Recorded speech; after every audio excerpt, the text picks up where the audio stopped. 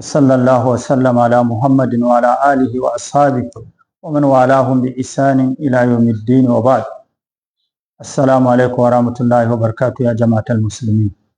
Dukan godiya ta tabbata ga Ubangiji Subhanahu wataala, mahalicci halitta mai sarrafa al'amura yadda yake so, wanda ya kaddari haduwar mu a cikin wannan darasi mai albarka a yau a Lahadi 2 ga watan 2 safar shekara na 1447 hijira Annabi sallallahu alaihi wasallam, wanda ya daidai da 27 ga watan 7 miladiya 2025.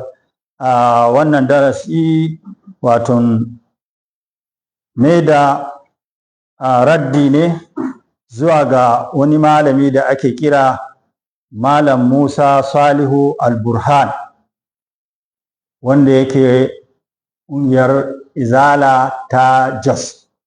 Saboda na saurari maganganu da ya yi na ƙarya guda 3.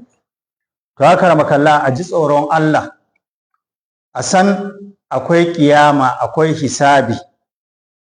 Shi addini na musulunci na Allah ne, sunna ta Annabi sallallahu alaihi wasallam ta Allah ce. Kada a kare wani shehi ko ne malami akan son zuciya.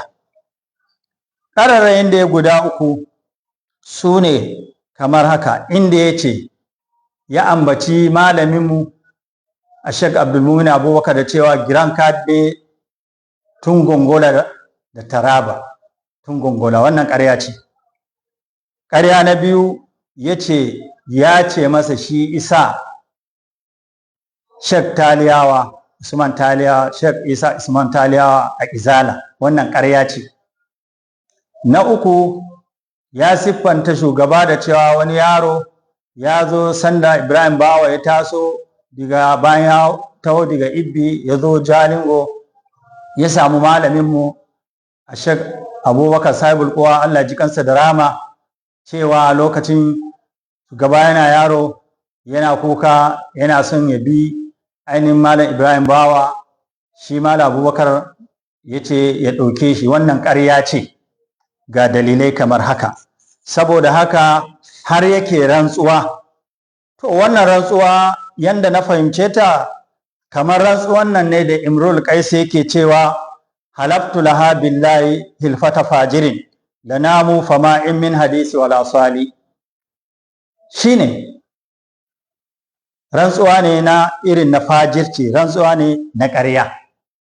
A sanda ake gongola aka yanka Taraba, wanda yake giran kadi shine giran kadi Dodo, kowa ya sani anan, shine yazo Taraba Jalingo a matsayin giran kadi. Yana da kadis kama haka, akwai kadi Yusuf, akwai kadi Imam Hamman Joda, tare suka dawo daga Yola a matsayin su ne kadinsa.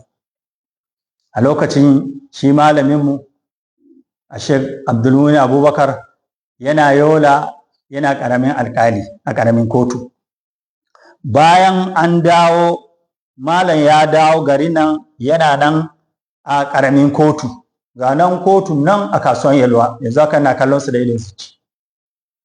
Sannan bayan haka, bayan rasuwan Kadi Yusuf da shi kuma Kadi Hamman Joda ya yi ritaya, to a nan ne aka ɗauki sabbin kadi, aka ɗauki a marigayi Ahmad Bose, Allah ji kansa, wanda ya zamanto giran kadi bayan Dodo.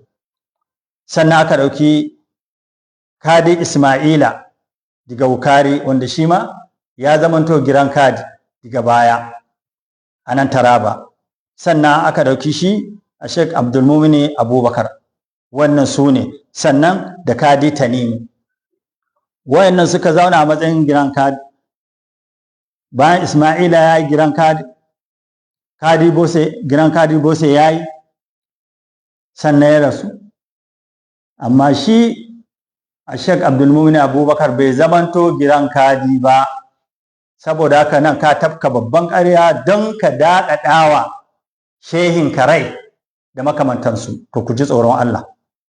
Bai yi ba, in mutum bai sani ba sai ya tambaya har Allah ya kaddara ya yi ritaya. Wannan abin da ya faru kenan.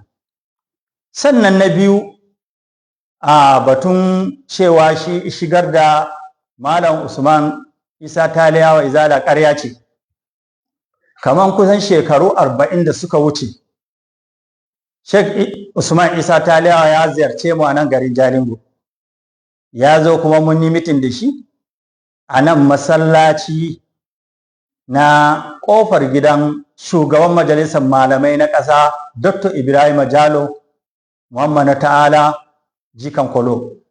Ya zo an yi mitin, la'asar ta kawo kai, shugaban wannan anguwa na Izala ana ce masa Alhaji Tukur Abare, yana nan raye, sai ya tashi ya ce a tsaye da mitin saboda lokacin sallah yayi.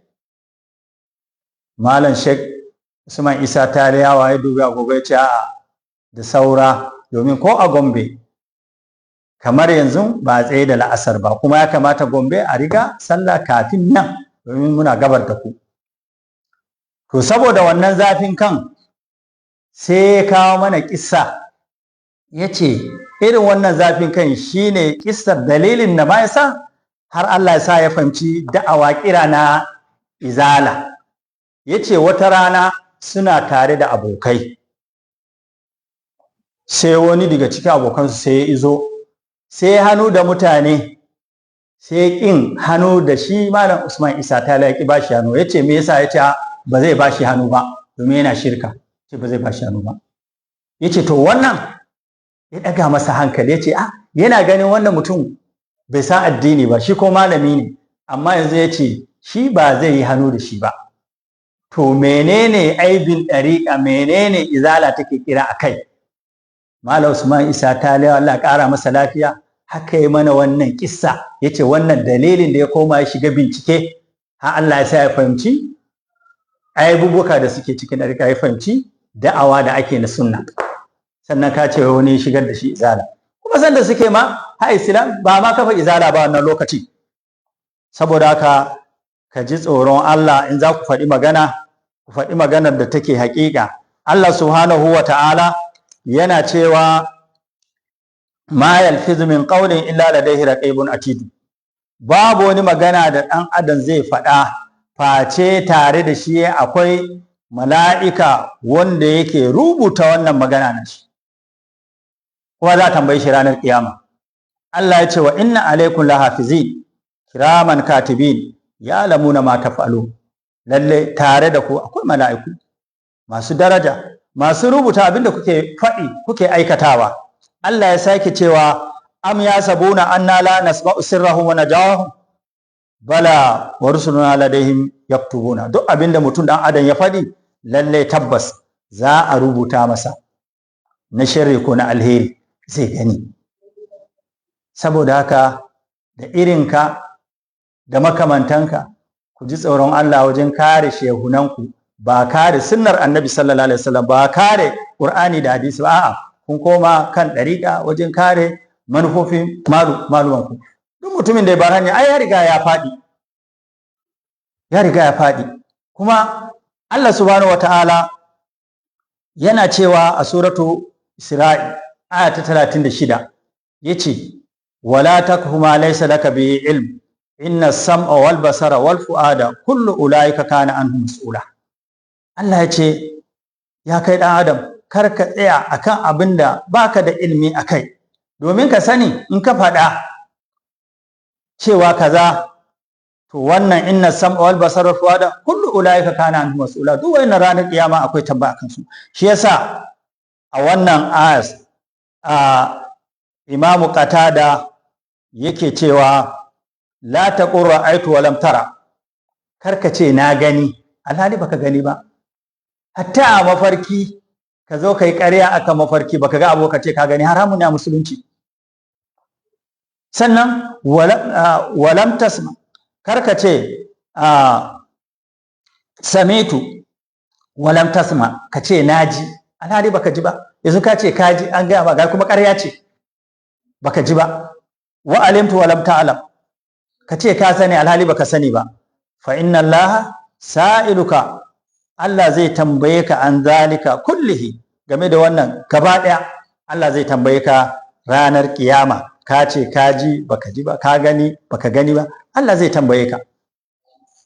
Sannan kuma a na uku da ka ce Allah ji kan Sheikh Ibrahim Bawa mai shinkafa da rama, tare da shi Sheikh Abubakar Sahibul Quwa, Allah ji kansu da rama.